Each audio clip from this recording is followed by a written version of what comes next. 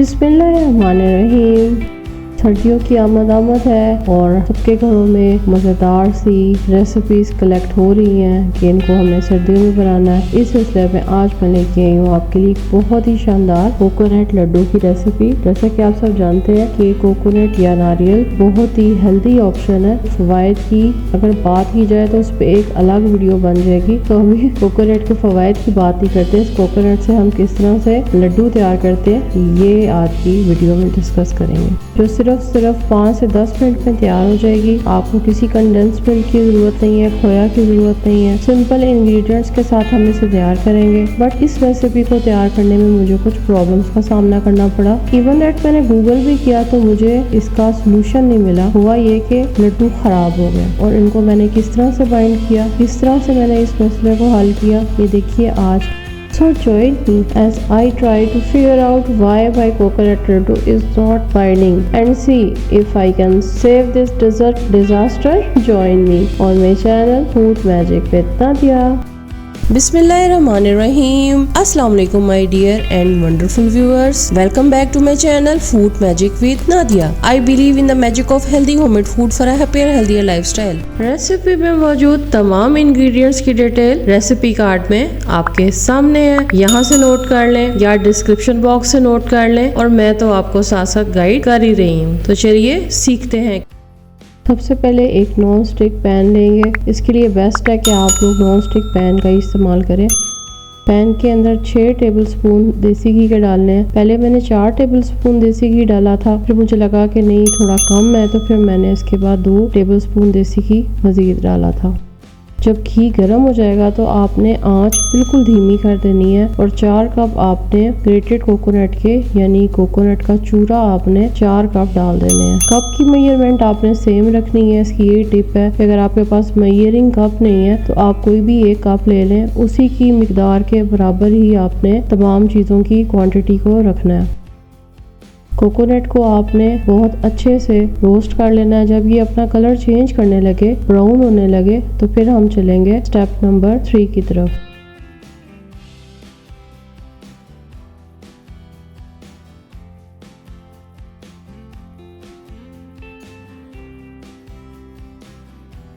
Step number 3 में हम ये करेंगे कि दूध डालेंगे। तकरीबन मैंने 5 कप या 1 लीटर आप कह लें, ये फुल फैट मिल्क है जो मैंने इसके अंदर डाला, और इसको उस वक्त तक पकाना है जब तक कि दूध इसमें खुश्क ना हो जाए। आंच को अब आप मीडियम कर दें।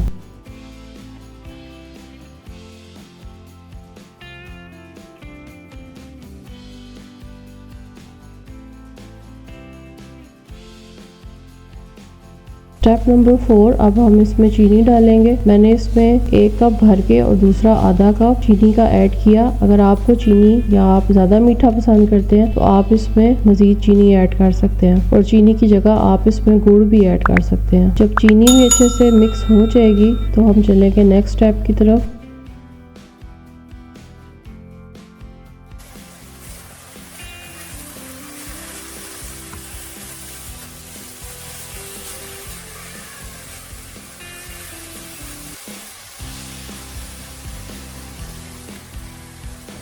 स्टेप नंबर 5, अब हम इसमें मिल्क पाउडर ऐड करेंगे। मैंने कुमेल मिल्क लिया, 2 कप मैंने इसमें कुमेल मिल्क के डाल दिए, और साथ ही मैं इसमें 1 टेबलस्पून कार्डेमम पाउडर यानी कि सब्ज़ इलायची पाउडर भी डाल दूंगी, और इसको अब आपने मिक्स कर लेना।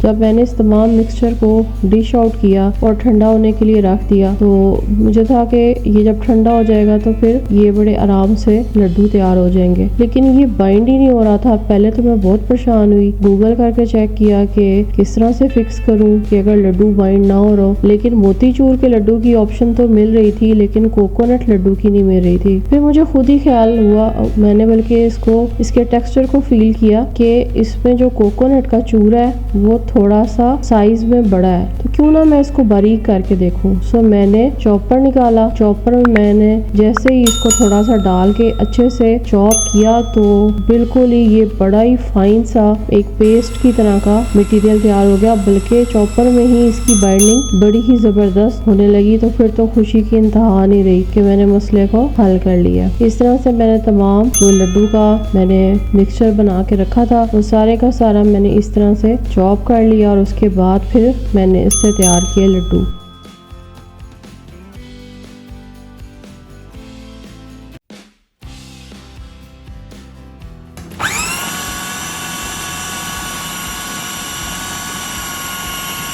टेबल स्पून वाले चम्मच से ही मैं इक्वल क्वांटिटी लेती गई और लड्डू को बाइंड करती गई। उसके बाद एक प्लेट में कोकोनट का चूरा रखें और उससे लड्डू को उसके अंदर डाल के अच्छे से कोकोनट को उसके ऊपर लगा दें। बिल्कुल मार्केट की तरह की लुक इसकी बन जाएगी। और फिर आपने जो भी ड्राई फ्रूट इसके ऊपर गार्निश करना है, बादाम या पिस्ता, मैंने इस पे रोस्टेड पिस्ता गार्निश किया था। आपको जो भी अवेलेबल हो, या आप इसे ऐसे भी सर्व करेंगे तो बहुत देखने में ये प्यारा लग रहा।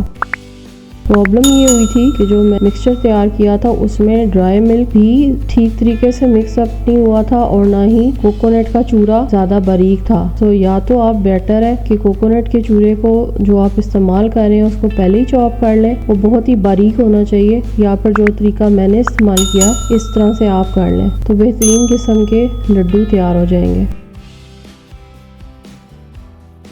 क्रीमी, यम्मी, माउथ वाटरिंग और मुंह में घुल जाने वाले नारियल लड्डू आपके सामने हाजिर है बमा बेहतरीन टिप्स के। आई होप आपको मेरी आज की रेसिपी अच्छी लगी होगी। आप इस लड्डू को 1 महीने तक स्टोर करके रख सकते हैं। सर्दियों में तो आप इसको पूरी सर्दियां खाएं, बहुत से प्रॉब्लम्स का हल है। लेकिन कोशिश करनी है कि कम खाएं, क्योंकि सर्दियों में हम मोटे हो जाते हैं क्योंकि हम ज़्यादा मीठे खा लेते हैं।